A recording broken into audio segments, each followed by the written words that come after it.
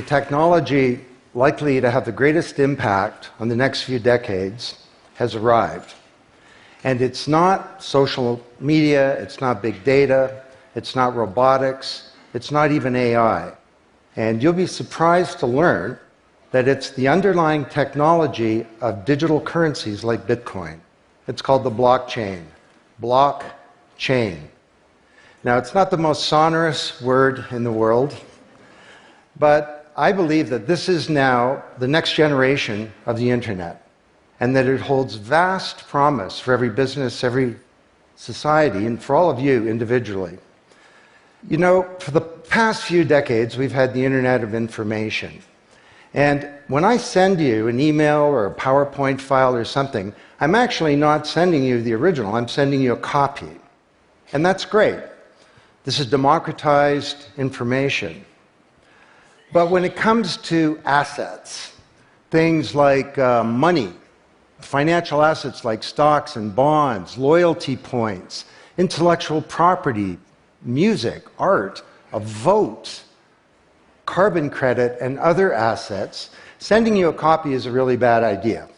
If I send you $100, it's really important that I don't still have money and that I can't send it to you. So this has been called the double spend problem by cryptographers for a long time. So today, we rely entirely on big intermediaries, middlemen like banks, government, big social media companies, credit card companies, and so on, to establish trust in our economy. And these intermediaries perform all the business and transaction logic of every kind of commerce, from authentication, identification of people, through to clearing, settling, and record keeping. And overall, they do a pretty good job, but there are growing problems. To begin, they're centralized. That means that they can be hacked, and increasingly are. And JP Morgan, the US federal government, LinkedIn, Home Depot, and others found that out the hard way. They exclude billions of people from the global economy. For example, people who don't have enough money to have a bank account. They slow things down. It can take a second for an email to go around the world, but it can take days or weeks for money to move through the banking system across the city. And they take a big piece of the action, 10 to 20%, just to send money to another country. They capture our data, and that means that we can't monetize it or use it to better manage our lives. And our privacy is being undermined. And the biggest problem is that overall, they've appropriated the largesse of the digital age asymmetrically. And we have wealth creation, but we have growing social inequality. So what if there were not only an internet of information, what if there were an internet of value? Some kind of vast, global, distributed ledger running on millions of computers and available to everybody, and where every kind of asset, from money to music, could be stored, moved, transacted, exchanged, and managed, all without powerful intermediaries. What if there were a native medium for value? Well, in 2008, the financial industry crashed, and perhaps propitiously, an unknown or anonymous person or persons named Satoshi Nakamoto created a paper where he developed a protocol for a digital cash that used an underlying cryptocurrency called Bitcoin. And this cryptocurrency enabled people to establish trust and do transactions without a third party. And the seemingly simple act set off a spark that's ignited the world, that has everyone excited or terrified or otherwise interested in many places. Now, don't be confused about Bitcoin, okay? Bitcoin is an asset. It goes up and down, and that should be of interest to you if you're a speculator. More broadly, it's a cryptocurrency. It's not a fiat currency controlled by a nation state, and that's of greater interest. But the real pony here is the underlying technology. It's called blockchain. So, for the first time now in human history, people everywhere can trust each other and transact peer-to-peer. And trust is established not by some big institution, but by collaboration, by cryptography, and by some clever code. And because trust is native to the technology, I call this the trust protocol. Now you're probably wondering, well, how does this thing work? Fair enough. Assets, digital assets like money to music and everything in between, are not stored in a central place, but they're distributed across a global ledger using the highest level of cryptography. And when a transaction is conducted, it's posted globally across millions and millions of computers. And out there around the world is a group of people called miners. These are not young people, they're Bitcoin miners. And they have massive computing power at their fingertips, 10 to 100 times bigger than all of Google worldwide. And these miners do a lot of work. And every 10 minutes, kind of like the heartbeat of a network, a block gets created that has all the transactions from the previous 10 minutes. And then the miners get to work trying to solve some tough problems. And they compete. And the first miner to find out the truth and to validate the block is rewarded in digital currency. In the case of the Bitcoin blockchain, with Bitcoin. And then, this is the key part, that block is linked to the previous block and the previous block to create a chain of blocks. And everyone is timestamped, kind of like with a digital wax seal. So if I wanted to go and hack a block and say, pay you and you with the same money, I'd have to hack that block, plus all the preceding blocks, the entire history of commerce on that blockchain, not just on one computer, but across millions of computers simultaneously, all using the highest levels of encryption in the light of the most powerful computing resource in the world that's watching me. Tough to do. And this is infinitely more secure than the computer systems that we have today. Blockchain, that's how it works. So the Bitcoin blockchain is just one. There are many. The Ethereum blockchain was developed by a Canadian named Vitalik Buterin. He's 19 years old. And this blockchain has some extraordinary capabilities. One of them is that you can build smart contracts. It's kind of what it sounds like. It's a contract that self-executes. And the contract handles the enforcement and the management, performance, and payment. The contract kind of has a bank account, too, in a sense, of agreements between people. And today, on the Ethereum blockchain, there are projects underway to do everything from create a new replacement for the stock market to create a new model of democracy where politicians are accountable to citizens. So, to understand what a radical change this is going to bring, let's look at one industry, financial services. You recognize this? Rube Goldberg machine. It's a ridiculously complicated machine that does something really simple, like crack an egg or shut a door. Well, kind of reminds me of the financial services industry, honestly. I mean, you tap your card in the corner store and a bit stream goes through a dozen companies, and each with their own computer systems, some of them being 1970s mainframes, older than many of the people in this room. And 3 days later, a settlement occurs. Well, with a blockchain financial industry, there would be no settlement because the payment and the settlement is the same activity. It's just a change in the ledger. So Wall Street and all around the world, the financial industry is in a big upheaval about this, wondering, can we be replaced, or how do we embrace this technology for success? Now, why should you care? Well, let me describe some applications. Prosperity. The first era of the Internet of information, brought us wealth, but not shared prosperity, because social inequality is growing. And this is at the heart of all of the anger and extremism and protectionism and xenophobia and worse that we're seeing growing in the world today. Brexit being the most recent case. So, could we develop some new approaches to this problem of inequality? Because the only approach today is to redistribute wealth, tax people and spread it around more. Could we pre-distribute wealth? Could we change the way that wealth gets created in the first place by democratizing wealth creation, engaging more people in the economy, and in ensuring that they got fair compensation. Let me describe 5 ways that this can be done.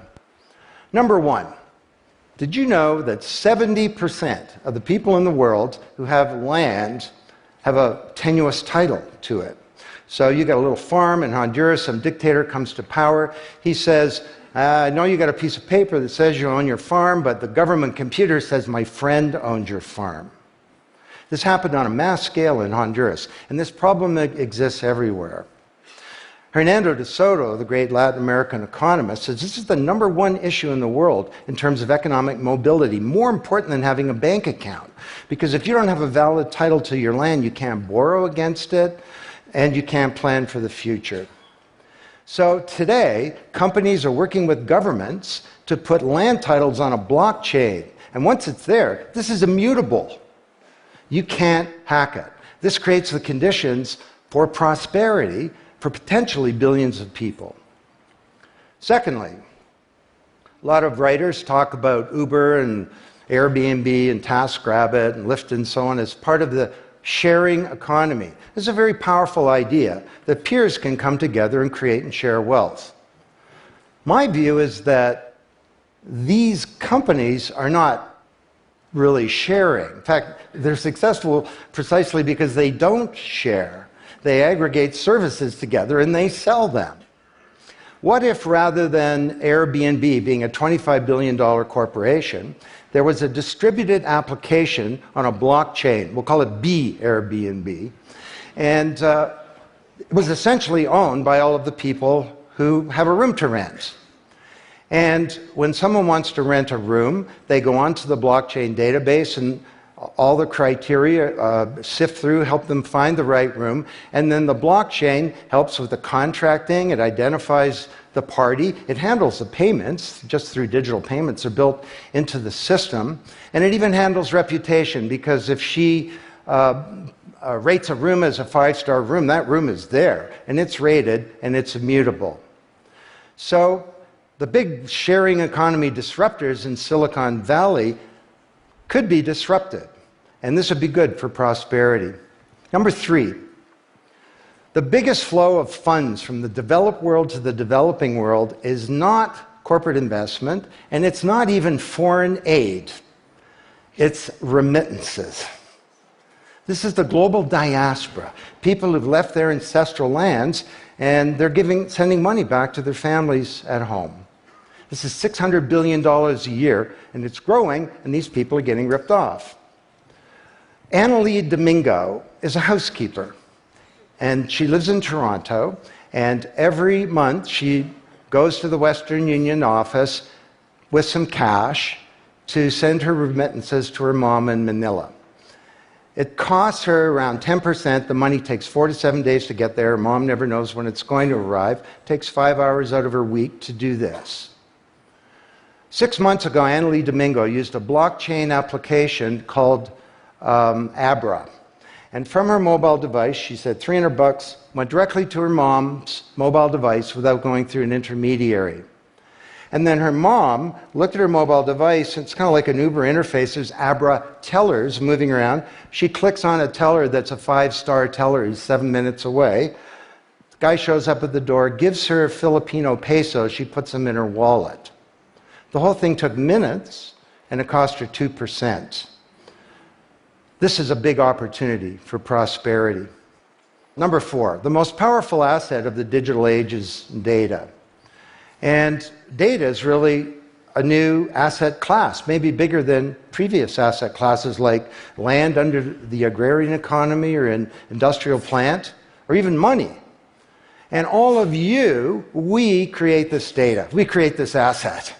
And we leave this trail of digital crumbs behind us as we go throughout life. And these crumbs are collected into a mirror image of you, the virtual you.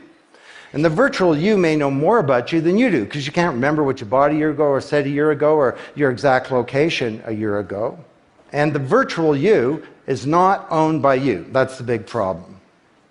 So today there are companies working to create an identity in a black box. The virtual you owned by you. And this black box moves around with you as you travel throughout the world, and it's very, very stingy. It only gives away the shred of information that's required to do something. A lot of transactions, the seller doesn't even need to know who you are. They just need to know that they got paid. And then this avatar is sweeping up all this data and enabling you to monetize it. And this is a wonderful thing, because it can also help us protect our privacy. And privacy is the foundation of a free society. Let's get this asset that we create back under our control, where we can own our own identity and manage it responsibly. Finally,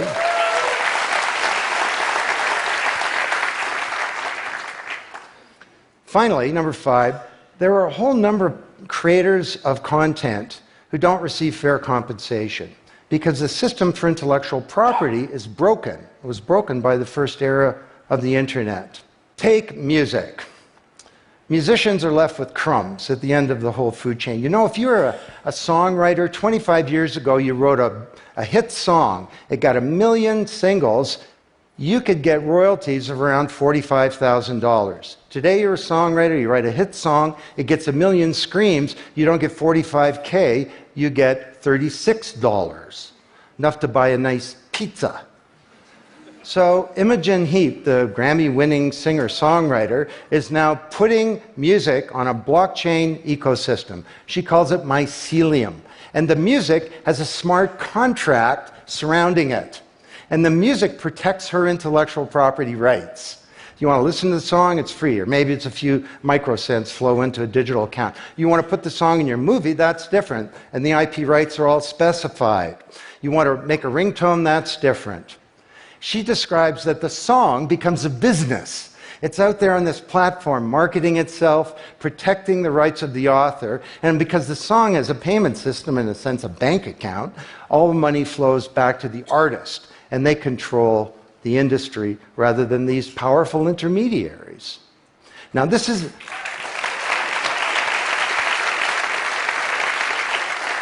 not just songwriters, it's any creator of content, like art, inventions, scientific discoveries, journalists. There are all kinds of people who don't get fair compensation, and with blockchains, they're going to be able to make it rain on the blockchain. And that's a wonderful thing. So, these are 5 opportunities out of a dozen to solve one problem, prosperity, which is one of countless problems that blockchains are applicable to. Now, technology doesn't create prosperity, of course, people do.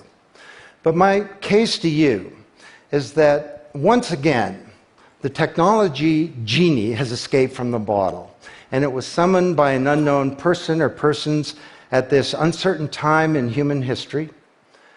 And it's giving us another kick at the can, another opportunity to rewrite the economic power grid and the old order of things, and to solve some of the world's most difficult problems, if we will it. Thank you.